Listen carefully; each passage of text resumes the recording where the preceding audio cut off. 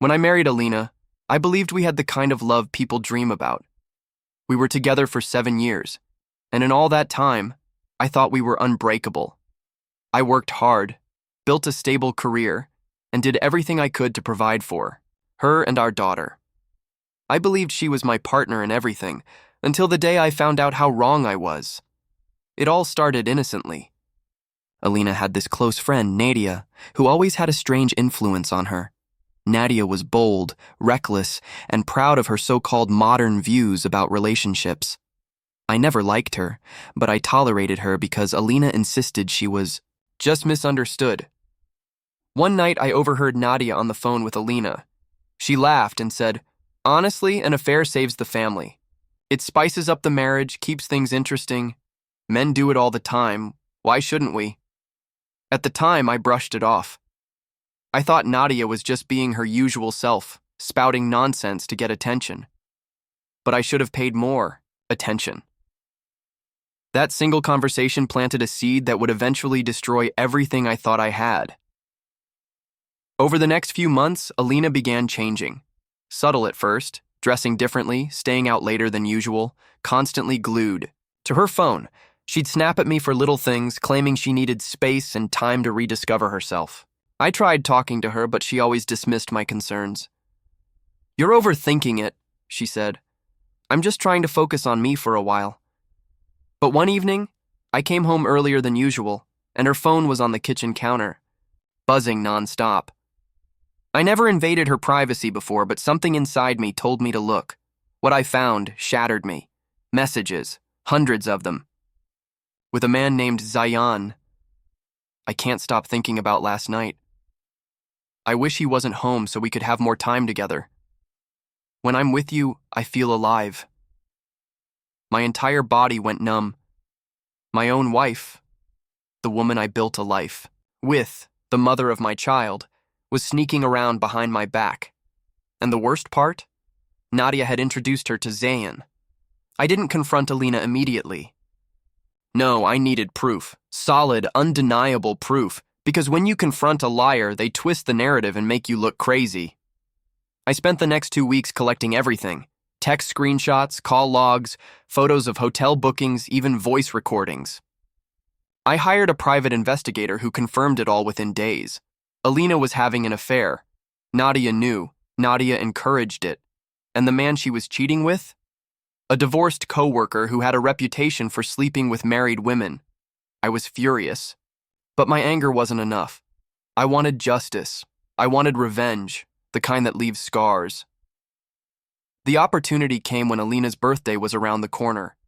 I decided to throw her a grand party at our house. Family, friends, even Nadia. I acted normal the entire time leading up to it, pretending everything was fine. I wanted them to feel safe. On the night of the party, the house was full of laughter, music, and celebration. Alina was glowing, thinking I was still her devoted husband, the man who would do anything for her happiness. After dinner, I stood up with a glass in my hand and said, "I want to make a toast." The room went silent. "I want to thank everyone here for being part of Alina's life," I began calmly. "Tonight is about celebrating her, but it's also about the truth." I nodded toward the TV, and with a click, the screen came alive. One by one, messages between Alina and Zayan appeared. Pictures, videos, hotel receipts, audio recordings. Every single detail of her betrayal played out in front of her family, my family, and our friends. Gasps echoed through the room. Her mother burst into tears. Her father turned pale, and Nadia froze where she stood. Alina covered her mouth, whispering, "Please, stop." But I didn't. I looked straight at Nadia and said, "You told her an affair saves the family. Let's see if it saves yours too." Then I turned to the guests and said, "This is the woman I trusted with my life, the woman I gave everything to, and this is how she repaid me." Without another word, I walked out. The aftermath was brutal for Alina. Her family disowned her. Zayan, the man she risked everything for, dumped her the moment he realized the humiliation was public. Nadia tried defending her, But when her own husband found out she had been covering for Alina's affair, he filed for divorce too. As for me, I filed for divorce the next day. Thanks to the prenuptial agreement, Alina walked away with nothing. No house, no car, no share of my business. 6 months later, I got full custody of our daughter after proving her infidelity and unstable lifestyle. Alina moved in with Nadia for a while, but that friendship didn't last either. Eventually, Nadia turned on her when she realized Alina had dragged her into complete chaos. And me? I rebuilt my life. I focused on my daughter, my business, and my happiness. Within a year, I had doubled my income, bought a new house, and finally felt free. Alina tried contacting me several times, begging for another chance, saying she had made a mistake. But I never responded. The best revenge wasn't exposing her. The best revenge was thriving without her. And Nadia? Last I heard, her husband took full custody of their kids and moved away, leaving her alone. The same woman who told my wife an affair saves families.